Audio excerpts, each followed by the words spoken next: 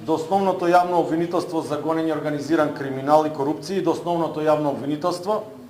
Оделението за истраги при секторот за контрола истраги поднесе 41 кривична пријава против 32 правни и 118 физички лица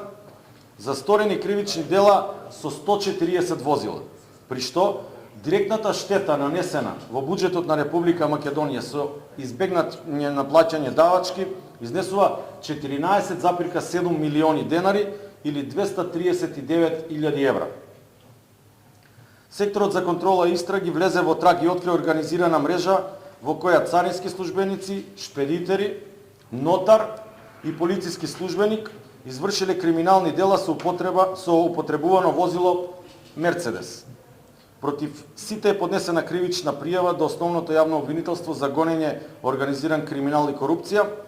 а возилото е одземено.